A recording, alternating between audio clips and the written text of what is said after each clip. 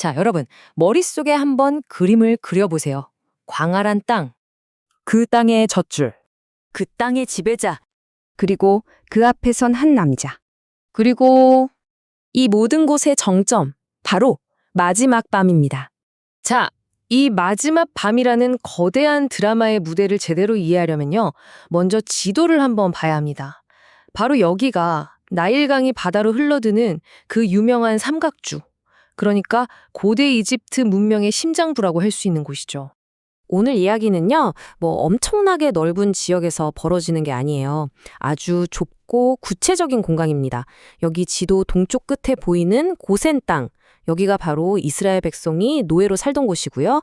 그리고 여기서 서쪽으로 불과 한 20-30km 그 정도만 가면 바로의 궁전이 떡하니 버티고 있는 수도 라암셋이 나오는 거죠.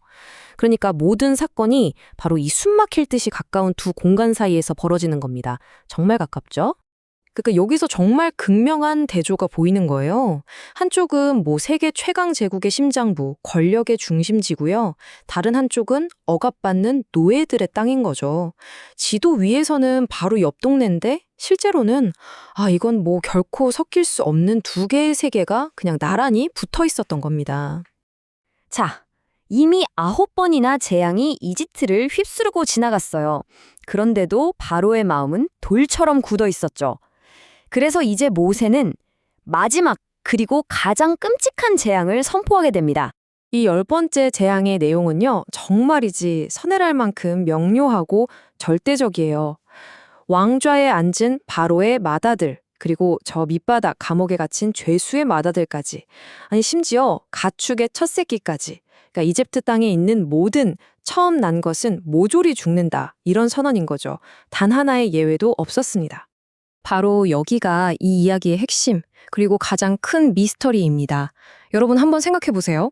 어떻게 바로 옆 동네인데 같은 날 밤에 똑같은 사건을 두고 이렇게 정반대의 결과가 나올 수 있을까요? 한쪽에선 나라가 떠나가라 통곡이 터져 나오는데 다른 한쪽에선 개 짖는 소리 하나 없이 완벽한 평온이 흘렀다는 거잖아요. 이게 대체 어떻게 가능한 일일까요? 자, 그래서 우리는 이 사건을 그냥 사람이 많이 죽었구나 하고 넘어가면 안 돼요. 이 사건의 진짜 충격은요, 단순한 인명피해를 훨씬 뛰어넘는 데 있습니다. 이건 사실 이집트라는 제국의 신앙체계, 그 심장부를 정조준한 아주 정밀한 공격이었거든요. 도대체 왜 이 재앙이 단순한 비극이 아니라 이집트 제국의 영혼 자체를 뿌리부터 흔들어버린 그런 사건이었을까요? 이제부터 그 이유를 하나씩 파헤쳐 보겠습니다. 이 충격을 제대로 이해하려면 먼저 이걸 알아야 해요. 당시 이집트 사람들한테 바로가 대체 어떤 존재였는가? 그는 그냥 왕, 그런 통치자가 아니었어요. 말 그대로 신들의 혈통을 이어받아서 이 땅을 걷고 있는 살아있는 신, 그 자체였습니다. 이 신성함이라는 게 말하자면 하나의 사슬 같은 거였어요. 저 위에 최고신 라가 있죠. 거기서 시작해서 이 땅에 살아있는 신인 바로를 거치고 마침내 그의 후계자인 맏아들에게로 이어지는 거죠. 이 신성한 연결고리, 이게 바로 이집트 세계관의 뼈대였고 절대로 끊어져서는 안 되는 거였습니다. 그런데 그날 밤 어떤 일이 일어났죠? 이 재앙은 그냥 왕자 한 명을 죽인 게 아니에요. 바로 그 신성한 계승의 사슬을 뚝 끊어버린 겁니다. 이게 왜 그렇게 파괴적이냐면요. 생각해보세요. 온 백성이 살아있는 신이라고 믿었던 바로가 자기 아들, 그 신성을 물려줄 자기 아들조차 지키지 못했다는 뜻이 되잖아요. 신이 자기 대를 이을 아들조차 지키지 못했다. 이건 정말 상상할 수 없는 충격이었을 겁니다. 이건 궁극적인 힘의 증명이었죠. 너희가 묻는 그 모든 신들, 심지어 살아있는 신, 바로보다 우리 노예들의 신이 더 강하다. 이걸 온 세상에 그냥 보여준 사건인 거예요. 이집트가 수천 년 동안 공들여 쌓아 올린 그 거대한 신들의 세계가 단 하룻밤 만에 와르르 무너져 내린 겁니다. 자, 그런데 이 거대한 신들의 전쟁이 그냥 저 하늘 위에서만 일어난 건 아니었어요. 이 사건의 한가운데 서 있던 예언자 모세에게는요, 이건 아주 개인적이고 또 지극히 인간적인 드라마이기도 했습니다. 마지막 경고를 딱 던지고 나서 모세가 그냥 쿨하게 뒤돌아서서 나간 게 아니에요. 성경을 보면요. 그가 극심한 분노에 휩싸인 채로 바로 앞을 떠났다고 아주 명확하게 기록하고 있습니다. 이 극심한 분노라는 걸 원문인 히브리어로 보면요. 표현이 훨씬 더 강렬해요. 호리아프라고 하는데 이게 문자 그대로 번역하면 코가 불타오른다는 뜻이거든요.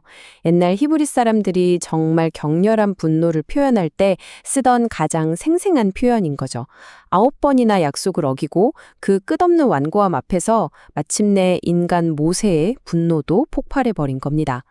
이 장면이 우리에게 보여주는 게 참 흥미로워요. 이 거대한 신들의 드라마 속에서 인간의 감정이란 게 어떤 위치에 있는지 말이죠. 모세의 그 의로운 분노, 분명히 터져 나왔죠. 하지만 그 분노가 신의 계획을 단 1mm라도 바꿨을까요? 아니요. 역사의 거대한 톱니바퀴는 그의 감정과는 전혀 상관없이 정말 한치의 오차도 없이 정확하게 자기 갈 길을 가고 있었던 겁니다. 자, 오늘 이야기는 여기서 일단락되지만 여러분, 진짜 사건은 바로 지금부터 시작입니다. 다음 날 밤, 우리의 시선은 이제 제국의 멸망이라는 거대한 그림에서 빠져나와서 다시 지도 위의 작은 한 점, 라암셋의 어느 평범해 보이는 집으로 옮겨가게 될 겁니다. 바로 그날 밤, 죽음의 그림자가 온 이집트를 휩쓸고 지나갈 때 한 이스라엘 가족이 자기 집 문설주에 무언가를 표시합니다. 과연 그게 무엇이었을까요? 그리고 도대체 왜 그 단순해 보이는 행위 하나가 인류 역사상 가장 중요한 밤 중 하나를 만들어내게 된 걸까요? 그 놀라운 이야기는 다음 시간 출애굽기 12장에서 계속됩니다.